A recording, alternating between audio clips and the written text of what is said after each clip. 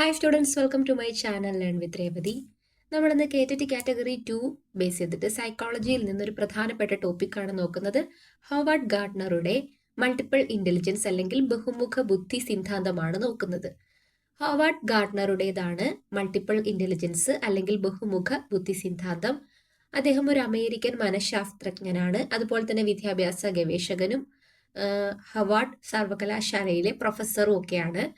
ഇദ്ദേഹത്തിന്റെ പ്രധാനപ്പെട്ട ഒരു ഗ്രന്ഥം എപ്പോഴും പരീക്ഷയ്ക്ക് ചോദിക്കാറുള്ളതാണ് frames of mind, the theory of multiple intelligence 1983. അപ്പൊ ഫ്രെയിംസ് ഓഫ് മൈൻഡ് എന്ന് പറയുന്നത് അദ്ദേഹത്തിന്റെ പ്രശസ്തമായ ഒരു ഗ്രന്ഥമാണ്. ഓക്കെ, ഹോവാർഡ് ഗാർട്ട്നർ തന്റെ ബഹുമുഖ ബുദ്ധി സിദ്ധാന്തം അവതരിപ്പിച്ച ഗ്രന്ഥമാണ് frames of mind, the theory of multiple intelligence എന്ന് പറയുന്നത്. 1983 ഇത് പബ്ലിഷ് ചെയ്തത്. അപ്പൊ ഈ ഒരു ബുക്കിന്റെ പേര് മറക്കരുത്, ഫ്രെയിംസ് ഓഫ് മൈൻഡ് എന്ന് പറയുന്നത്. എന്താണ് ബഹുമുഖ ബുദ്ധി സിദ്ധാന്തം എന്ന് പറയുന്നത്? ബഹുമുഖ ബുദ്ധി സിദ്ധാന്തം എന്നത് ഒരു വ്യക്തിയുടെ ബുദ്ധി ഒരൊറ്റ കഴിവ് മാത്രമല്ല, പലതരത്തിലുള്ള കഴിവുകളുടെ ആകെ തുകയാണെന്നാണ് അദ്ദേഹം ഉദ്ദേശിക്കുന്നത്. പരമ്പരാഗതമായിട്ടൊക്കെ ബുദ്ധി എന്നത് ഭാഷയിലും ഗണിതത്തിലൊക്കെ മികവ് പുലർത്തുന്നതാണ് എന്ന് നമ്മൾ കരുതി വരാറുണ്ട്. എന്നാൽ അദ്ദേഹത്തിന്റെ അഭിപ്രായത്തിൽ അദ്ദേഹം ഇതിനെല്ലാം എതിർത്തു. അദ്ദേഹം പറയുന്നത് ഒരു വ്യക്തിക്ക് വ്യത്യസ്ത തരത്തിലുള്ള ബുദ്ധികൾ ഉണ്ടാകും.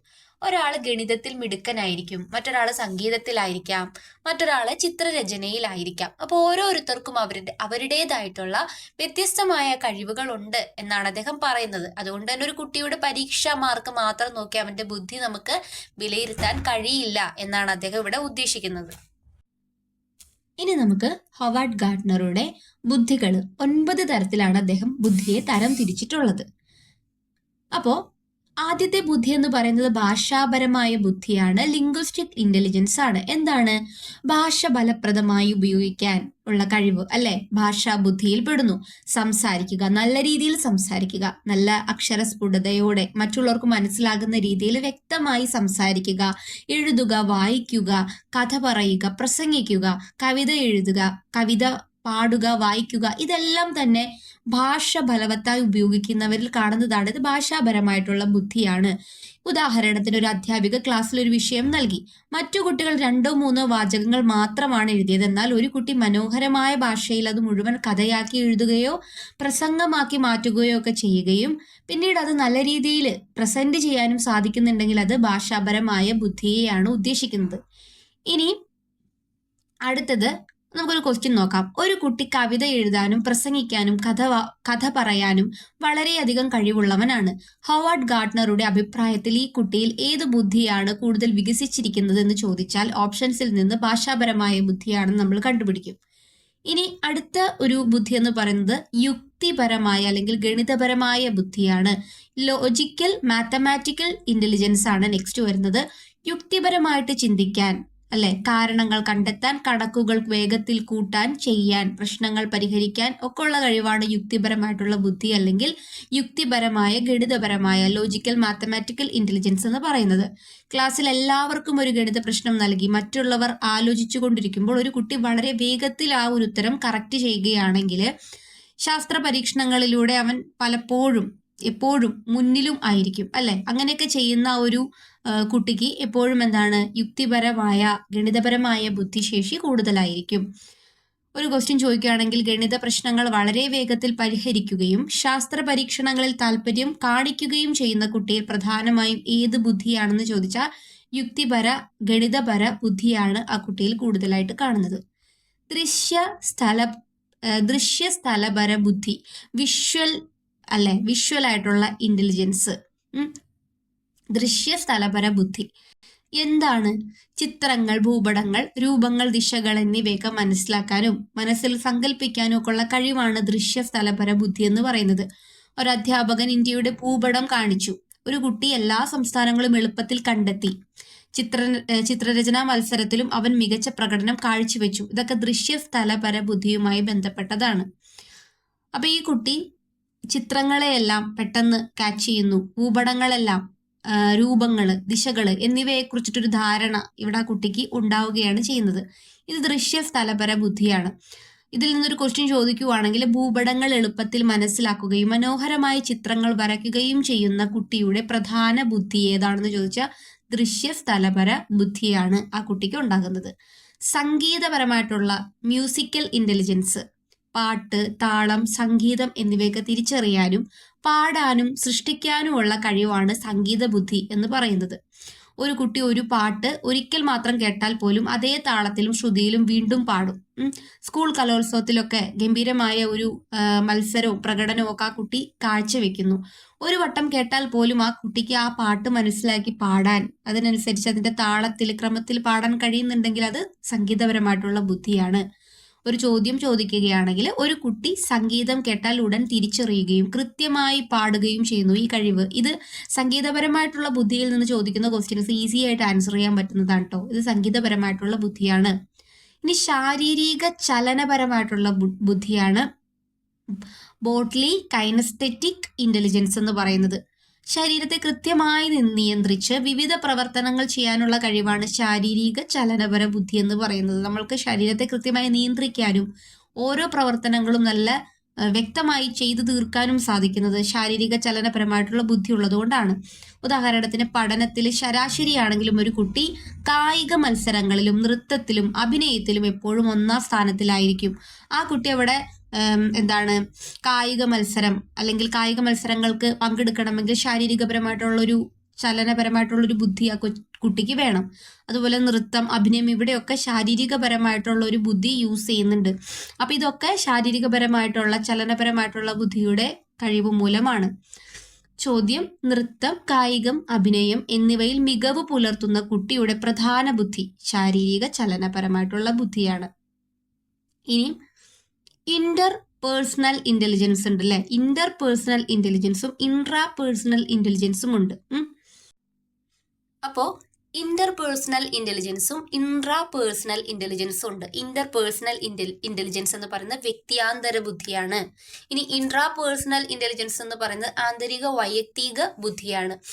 ഇന്റർ പേഴ്സണൽ അല്ലെങ്കിൽ വ്യക്തിയാന്തര ബുദ്ധി എന്ന് പറയുന്നത് മറ്റുള്ളവരുടെ വികാരങ്ങൾക്കും ചിന്തകൾക്കും ഒക്കെ പ്രാധാന്യം കൊടുക്കുക, മറ്റുള്ളവരുടെ വികാരങ്ങൾ നമ്മുടെ വികാരങ്ങളെ പോലെ തന്നെ മനസ്സിലാക്കാനും മറ്റുള്ളവരുടെ ചിന്തകൾക്ക് പ്രാധാന്യം, അവരുടെ ചിന്തകളെയും കൂടി കണക്കിലേക്ക് എടുത്ത് മിങ്കിളായിട്ട് പോകാനുള്ള ഒരു മനുഷ്യന്റെ കഴിവാണ് എന്ത്? ഇന്റർ പേഴ്സണൽ ഇന്റലിജൻസ് എന്ന് പറയുന്നത്, വ്യക്തിയാന്തര ബുദ്ധി എന്ന് പറയുന്നത്.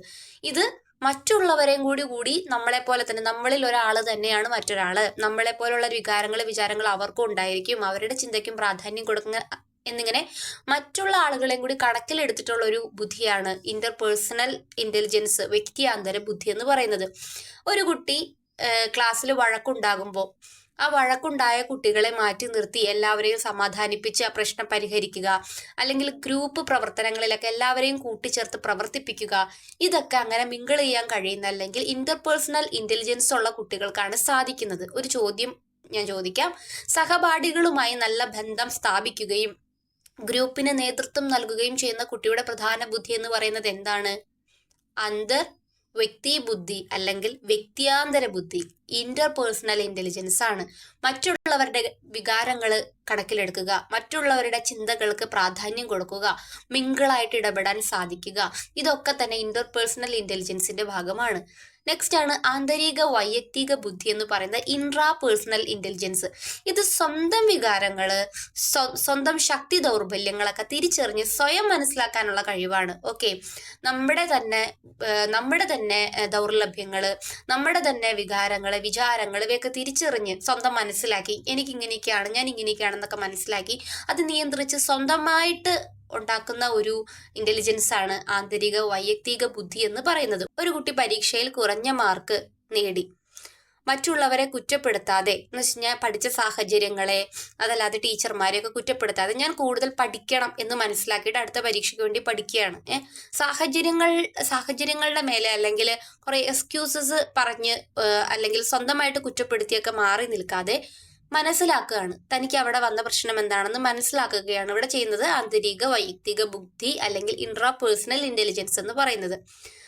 അപ്പോൾ സ്വന്തം കഴിവുകളും കുറവുകളും ഒക്കെ തിരിച്ചറിഞ്ഞ് സ്വയം വിലയിരുത്തുന്ന കുട്ടിയുടെ പ്രധാന ബുദ്ധി ഏത് എന്ന് ചോദിച്ചാൽ അത് ആന്തരിക വൈയക്തിക ബുദ്ധിയാണ്, ഇൻട്രാ പേഴ്സണൽ ഇന്റലിജൻസ് ആണ്. ഓക്കെ, ഇനി പ്രകൃതിപരമായിട്ടുള്ള ബുദ്ധി, പ്രകൃതി നേച്ചറലിസ്റ്റിക് ഇന്റലിജൻസ് എന്ന് പറയുന്നത് എന്താണെന്നാണ് ചോദിച്ചേക്കുന്നത്. പ്രകൃതിപരമായിട്ടുള്ള ബുദ്ധി, സസ്യങ്ങളെയും മൃഗങ്ങളെയും പ്രകൃതിയൊക്കെ തിരിച്ചറിഞ്ഞ് അവയെ വർഗീകരിക്കാനുള്ള കഴിവൊക്കെ ഉള്ളത് പ്രകൃതിപരമായിട്ടുള്ള ബുദ്ധിക്കാണ്. ഒരു കുട്ടി ഇപ്പൊ ചെടികൾ നട്ടു വളർത്തുന്നു, അവനത് വളരെ ഇഷ്ടമുള്ള കാര്യമാണ്. പക്ഷികളെയും മൃഗങ്ങളെയും ഒക്കെ അവൻ സ്നേഹിക്കുന്നു, അവർക്ക് ഭക്ഷണം നൽകുന്നു, അവരുടെ പേരുകൾ കൃത്യമായി തിരിച്ചറിയുന്നു, അവരെ വർഗീകരിക്കാനുള്ള കഴിവ്, അവയുടെ പ്രത്യേകതകൾ ഇതെല്ലാം മനസ്സിലാക്കി വെക്കുന്നു. ഇതൊക്കെ പ്രകൃതിപരമായിട്ടുള്ള ബുദ്ധിയുള്ള ഒരു കുട്ടിക്ക് ഉണ്ടാക്കുന്നതാണ്. സസ്യങ്ങളെയും മൃഗങ്ങളെയും പ്രകൃതിയെയും ഒക്കെ തിരിച്ചറിയാനും അവയെ വർഗീകരിക്കാനുമുള്ള കഴിവാണ് പ്രകൃതിപരമായിട്ടുള്ള ബുദ്ധി എന്ന് പറയുന്നത്. ചെടികളെയും മൃഗങ്ങളെയും തിരിച്ചറിയുന്നതിലും പ്രകൃതിയെ നിരീക്ഷിക്കുന്നതിലും മികവ് കാണിക്കുന്ന കുട്ടിയുടെ പ്രധാന ബുദ്ധി ഏതാണെന്ന് ചോദിച്ചാൽ അത് പ്രകൃതിപരമായിട്ടുള്ള ബുദ്ധിയാണ്. നെക്സ്റ്റ് ആണ് അസ്തിത്വ ബുദ്ധി എന്ന് പറയുന്നത്. അസ്തിത്വ ബുദ്ധി ജീവിതം, മരണം, പ്രപഞ്ചം, മനുഷ്യന്റെ നിലനിൽപ്പ് തുടങ്ങിയ ആഴമുള്ള വിഷയങ്ങളെക്കുറിച്ച് ചിന്തിക്കാനുള്ള കഴിവാണ് അസ്തിത്വ ബുദ്ധി എന്ന് പറയുന്നത്. ഉദാഹരണത്തിന് ഒരു കുട്ടി എപ്പോഴും നമ്മൾ എന്തിനാണ് ജീവിക്കുന്നത്, പ്രപഞ്ചം എങ്ങനെയാണ് ഉണ്ടായത്, ഈ പ്രപഞ്ചത്തിൽ എന്തെല്ലാം കാഴ്ചകളാണ് നമുക്ക് കാണാൻ ഉള്ളത്, ഇങ്ങനെയൊക്കെ ചിന്തിക്കുവാണ് അസ്തിത്വപരമായിട്ടുള്ള ബുദ്ധി അല്ലെ. കുറച്ച് കൂടുതലായിട്ട് ഒരുപാട് മുന്നോട്ടേക്ക് അവൻ ചിന്തിക്കുവാണ്, ഫ്യൂച്ചറിനെ കുറിച്ച് ചിന്തിക്കുന്നു. നമ്മൾ ആരും ചിന്തിക്കാത്ത വഴികളിലൂടെ ഈ പ്രപഞ്ചം എങ്ങനെ ഉണ്ടായി, ജീവിതം എങ്ങനെ മുന്നോട്ടേക്ക് പോകുന്നു, മരണം എങ്ങനെയാണ് ഉണ്ടാകുന്നത്, അല്ലെങ്കിൽ അതിനുശേഷമുള്ള ജീവിതം എങ്ങനെയായിരിക്കും, മനുഷ്യന്റെ നിലനിൽപ്പ് എങ്ങനെയാകണം, ഇത്തരത്തിലുള്ള ആരും ചിന്തിക്കാൻ ഇടയില്ലാത്ത ചില ആഴത്തിലേക്കുള്ള കാര്യങ്ങൾ അല്ലെങ്കിൽ ആഴത്തിലുള്ള വിഷയങ്ങളെ കുറിച്ച് ചിന്തിക്കാനുള്ള കഴിവാണ് അസ്തിത്വ ബുദ്ധി എന്ന് പറയുന്നത്. ഒരു കുട്ടി എപ്പോഴും ഇപ്പൊ നമ്മൾ പറഞ്ഞല്ലോ, നമ്മൾ എന്തിനാണ് ജീവിക്കുന്നത്, പ്രപഞ്ചം എങ്ങനെയാണ് ഉണ്ടായത്, ഈ പ്രപഞ്ചത്തിലുള്ള ഓരോ കാര്യങ്ങളും എങ്ങനെയായിരിക്കും ഉണ്ടായത്, പ്രപഞ്ചത്തിന്റെ തുടക്കം എപ്പോഴായിരുന്നിരിക്കും, ഇത്തരത്തിലൊക്കെ ആഴത്തിൽ ചിന്തിക്കുന്നത് അസ്തിത്വപരമായിട്ടുള്ള ബുദ്ധിയാണ്. ഓക്കെ, ഒരു ചോദ്യം ചോദിക്കുകയാണെങ്കിൽ ജീവിതത്തിന്റെ അർത്ഥത്തെക്കുറിച്ചും പ്രപഞ്ചത്തെക്കുറിച്ചും നിരന്തരം ചിന്തിക്കുകയും ചോദ്യങ്ങൾ ചോദിക്കുകയും ചെയ്യുന്ന കുട്ടിയിൽ ഏത് ബുദ്ധിയാണ് കൂടുതൽ വികസിച്ചിരിക്കുന്നതെന്നാണ് ഉത്തരം. അസ്തിത്വപരമായിട്ടുള്ള ബുദ്ധിയാണ്. ഓക്കെ, അപ്പൊ നമ്മൾ ഇന്നത്തെ ഈ ഒരു ക്ലാസ്സിൽ പഠിച്ചത് മൾട്ടിപ്പിൾ ഇന്റലിജൻസ് ആണ്.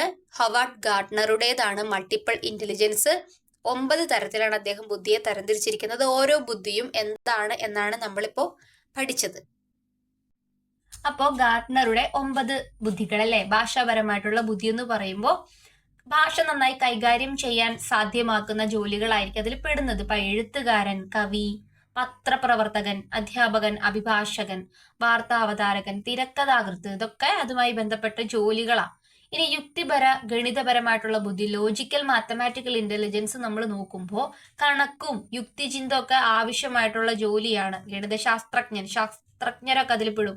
ശാസ്ത്രജ്ഞർ, engineer, computer programmer, accountant, data analyst അല്ലെ, കണക്ക് കൂട്ടുക, യുക്തിപരമായി ചിന്തിക്കുക, ഇടപെടുക, ഇതൊക്കെ ഇവിടെ വരുന്ന കാര്യങ്ങളാണ്. ദൃശ്യസ്ഥലപര ബുദ്ധി എന്ന് പറയുമ്പോൾ ചിത്രകാരൻ, ശില്പി, architect, interior designer, graphic designer, അതുപോലെ തന്നെ ഫോട്ടോഗ്രാഫർ, കാർട്ടൂണിസ്റ്റ്, ഇതൊക്കെ തന്നെ ചിത്രങ്ങളും രൂപങ്ങളും ഒക്കെ ആയിട്ട് ബന്ധപ്പെട്ട ജോലികളാണ്. ചിത്രങ്ങളും രൂപകൽപ്പനയും ഒക്കെ ഉൾപ്പെടുന്നതാണ് ദൃശ്യസ്ഥലപര ബുദ്ധിയുമായി ബന്ധപ്പെട്ട ജോലികൾ എന്ന് പറയുന്നത്.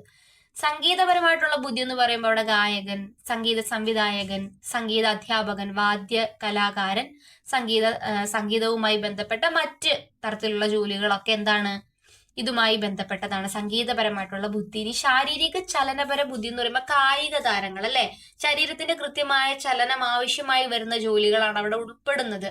കായിക താരം, നർത്തകൻ, നടൻ അല്ലെ, അഭിനേതാവ്, ശസ്ത്രക്രിയാ വിദഗ്ധൻ, ഫിസിയോതെറാപ്പിസ്റ്റ്, കരകൗശല വിദഗ്ധൻ, ഇവിടെയെല്ലാം ശരീരത്തിന്റെ കൃത്യമായ ചലനം ആവശ്യമാണ്. ഇതൊക്കെ ശാരീരിക ചലനപര ബുദ്ധിയിൽ പെടുന്നു. ഇനി ഇന്റർപേഴ്സണൽ ഇന്റലിജൻസ് അല്ലെ, ഒരു വ്യക്തിക്ക് മറ്റുള്ളവരുടെ വിചാരങ്ങളൊക്കെ മനസ്സിലാക്കി ചിന്താപരമായിട്ടൊക്കെ അത് മനസ്സിലാക്കി ഇടപെടാൻ കഴിയുന്നവരായിരിക്കണം. അത്തരത്തിലുള്ള ജോലി ഏതൊക്കെയായിരിക്കും? അധ്യാപകൻ അത്തരത്തിലുള്ള ഒരു ജോലി ചെയ്യുന്ന ആളാണ്. കൗൺസിലർ ഉണ്ട്, സാമൂഹിക പ്രവർത്തകൻ, നേതാവ്, അതുപോലെ തന്നെ സെയിൽസ് പ്രതിനിധികളൊക്കെ ഇതിൽ പെടുന്നതാണ്. ഓക്കെ, അതുപോലെ ഇൻട്രാപേഴ്സണൽ ഇൻട്രാപേഴ്സണൽ ഇന്റലിജൻസ് എന്ന് പറയുമ്പോൾ സ്വയം തിരിച്ചറിയലും ആഴത്തിലുള്ള ചിന്തയും ഒക്കെയാണ് ഇവിടെ ആവശ്യമായിട്ട് വരുന്നത്. ഇപ്പൊ തത്വചിന്തകൻ, എഴുത്തുകാരൻ, മനഃശാസ്ത്രജ്ഞൻ, ആത്മീയ ഗുരു, ഗവേഷകനൊക്കെ ഈ ഒരു ഇൻട്രാപേഴ്സണൽ ഇന്റലിജൻസിൽ പെടുന്നതാണ്. ഇനി പ്രകൃതിപരമായിട്ടുള്ള ബുദ്ധിയിലേക്ക് വരുമ്പോൾ കർഷകൻ, ഓക്കെ, ജീവശാസ്ത്രജ്ഞൻ, വനശാസ്ത്രജ്ഞൻ, കാർഷിക ഓഫീസർ, പരിസ്ഥിതി പ്രവർത്തകൻ, മൃഗ ഡോക്ടർ, സസ്യശാസ്ത്രജ്ഞൻ, ഇവരൊക്കെ, കർഷകൻ പ്രധാനമായും ഇവരൊക്കെ എന്താണ്, പ്രകൃതിപരമായിട്ടുള്ള ബുദ്ധി അല്ലെങ്കിൽ പ്രകൃതിയും ജീവജാലങ്ങളുമായി ബന്ധപ്പെട്ട ജോലികൾ ചെയ്യുന്നവരാണ്. ഇനി അസ്തിത്വ ബുദ്ധി അല്ലെ, നമ്മൾ ആഴത്തിൽ കുറച്ചുകൂടി സാധാരണക്കാരൊന്നും ചിന്തിക്കുന്നതിന് അപ്പുറമായിട്ട് ആഴത്തിൽ ഓരോരോ കാര്യങ്ങൾ ചിന്തിക്കുകയാണ് അവർ ചെയ്യുന്നത്. അതും തത്വചിന്തകർ, ആത്മീയ ഗുരു, മതപണ്ഡിതർ, അതുപോലെ ദൈവശാസ്ത്ര ഗവേഷകരൊക്കെയാണ് ഇതിൽ പെടുന്ന. ജീവിതത്തിന്റെയും പ്രപഞ്ചത്തിന്റെയും ഒക്കെ അർത്ഥത്തെക്കുറിച്ചൊക്കെ ചിന്തിക്കുന്നവര് ഇവരൊക്കെ ആയിരിക്കും. അപ്പൊ നമ്മൾ ഇന്നത്തെ ഈ ഒരു ക്ലാസ്സിൽ ഹവാർഡ് ഗാർട്ട്നറുടെ മൾട്ടിപ്പിൾ ഇന്റലിജൻസ്, ബഹുമുഖ ബുദ്ധി സിദ്ധാന്തമാണ് നോക്കിയത്. എല്ലാവർക്കും ക്ലാസ് യൂസ്ഫുൾ ആയെങ്കിൽ ലൈക്ക് ചെയ്യുക, ഷെയർ ചെയ്യുക, സബ്സ്ക്രൈബ് ചെയ്യുക. കേട്ടിട്ട് 2 ബേസ് ചെയ്തിട്ടാണ് നമ്മൾ ഈ ഒരു ക്ലാസ് നോക്കിയത്. കേട്ടിട്ട് 2 ബേസ് ചെയ്യാതെ തന്നെ മെയിൻ എക്സാമിനും ഈ ചോദ്യങ്ങളെല്ലാം ചോദിക്കുന്നതാണ്. ഓക്കെ, അപ്പൊ എല്ലാവർക്കും ക്ലാസ് യൂസ്ഫുൾ ആയെങ്കിൽ ലൈക്ക്, ഷെയർ, സബ്സ്ക്രൈബ് ഒക്കെ ചെയ്യുക. ബെൽ ബട്ടൺ ഇനേബിൾ ചെയ്തിട്ടാൽ നിങ്ങൾക്ക് നോട്ടിഫിക്കേഷൻസ് ഒക്കെ പെട്ടെന്ന് ലഭിക്കും. അപ്പൊ മറ്റൊരു വീഡിയോയുമായിട്ട് നമുക്ക് വീണ്ടും കാണാം. താങ്ക്